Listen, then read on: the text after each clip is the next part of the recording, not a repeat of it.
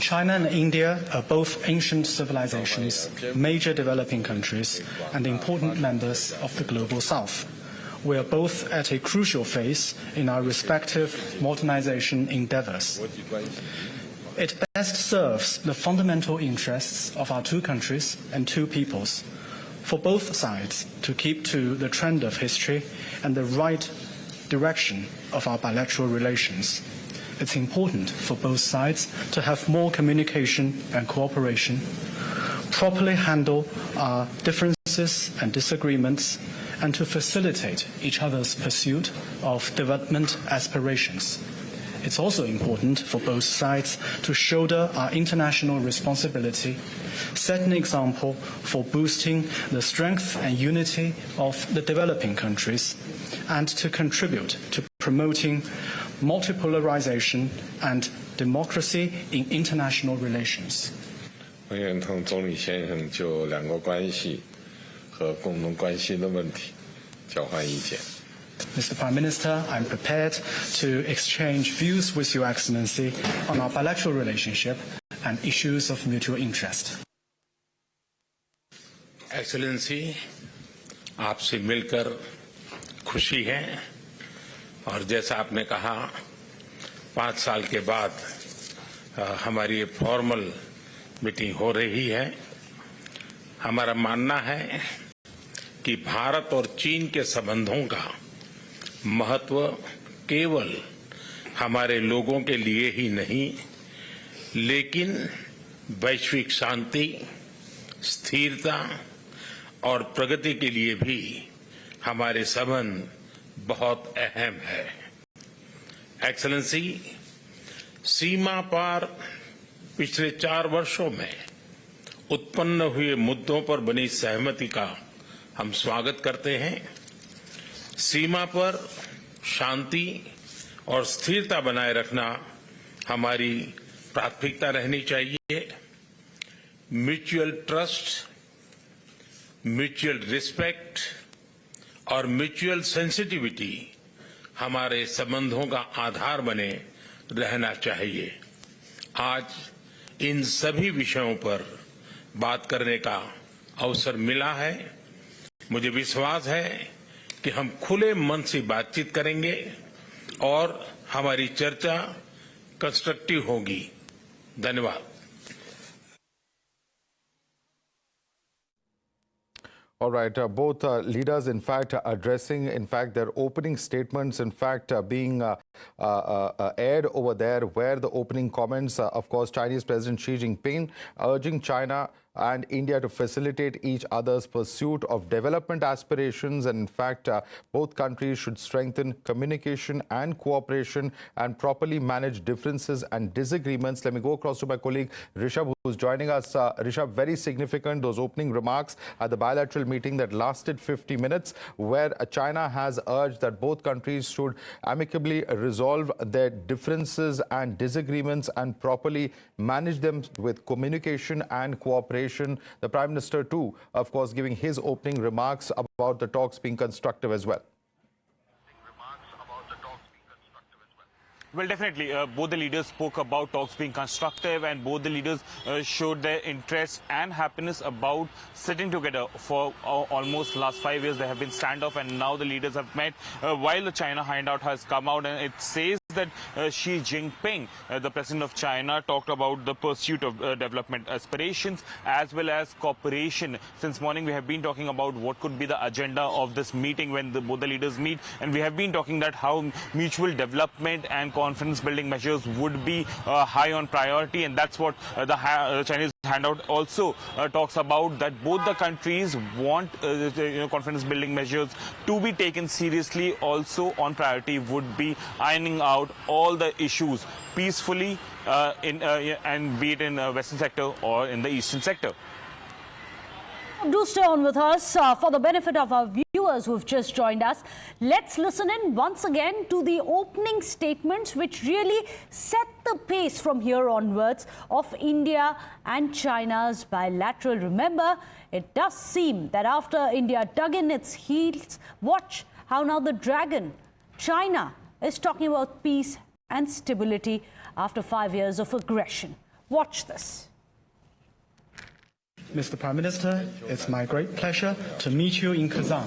It's the first time for us to have a formal meeting in 5 years' time. Both the people in our two countries and the international community are paying great attention to our meeting. China and India are both ancient civilizations, major developing countries, and important members of the global South. We are both at a crucial phase in our respective modernization endeavors. It best serves the fundamental interests of our two countries and two peoples, for both sides to keep to the trend of history and the right direction of our bilateral relations.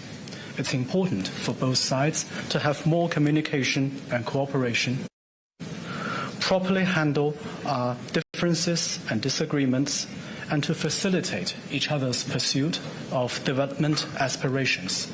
It's also important for both sides to shoulder our international responsibility, set an example for boosting the strength and unity of the developing countries, and to contribute to promoting multipolarization and democracy in international relations.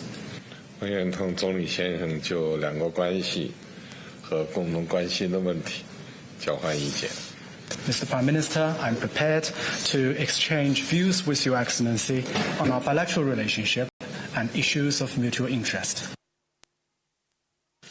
Excellency, आपसे मिलकर खुशी है और जैसा आपने कहा 5 साल के बाद हमारी ये फॉर्मल मीटिंग हो रही है।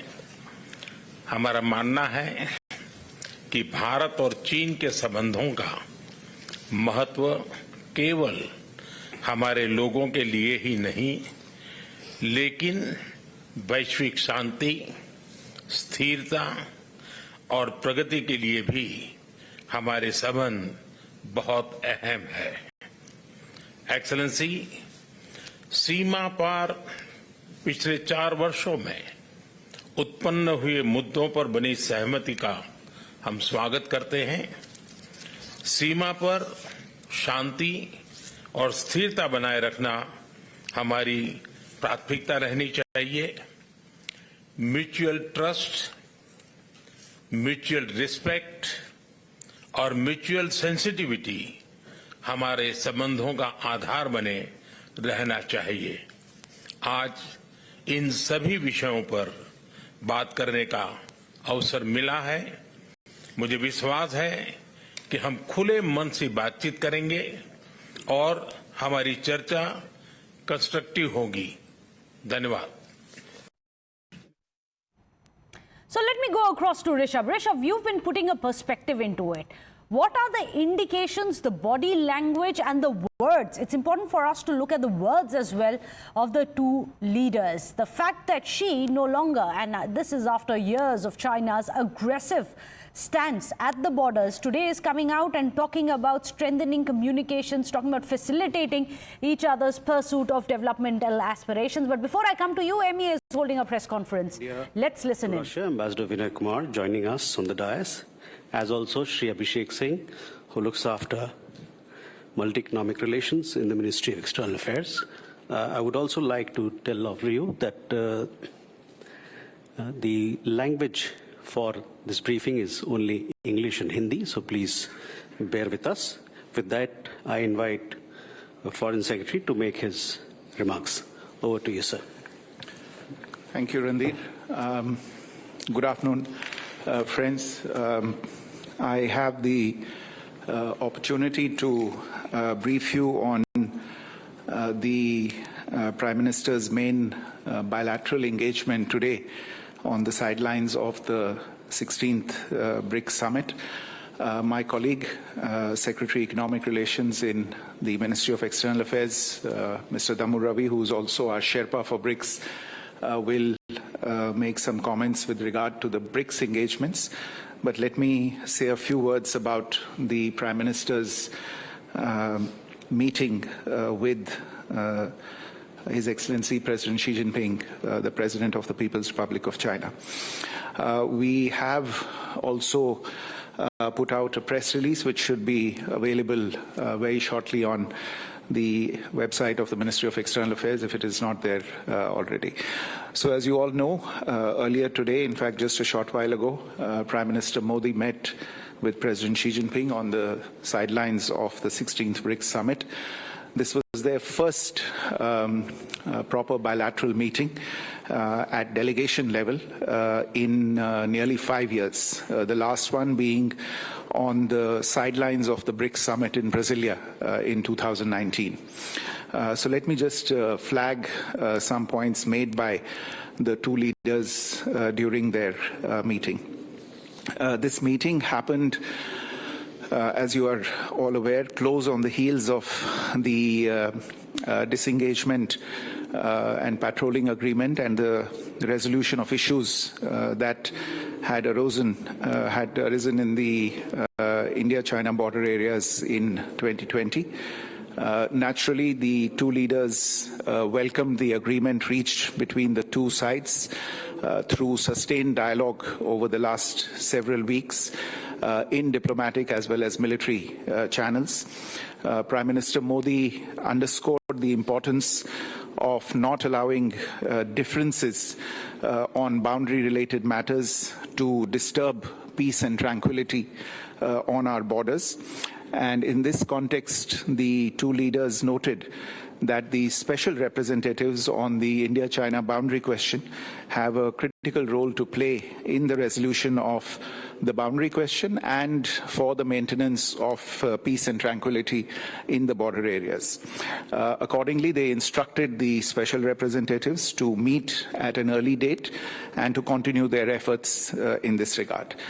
You may recall that Special Representative of India, Mr. Ajit Doval, who is also the National Security Advisor, and the Special Representative of the People's Republic of China, Foreign Minister Wang Yi, also a member of the Politburo, have met on the sidelines of international events, but they have not had a round of talks in the Special Representatives format since December 2019.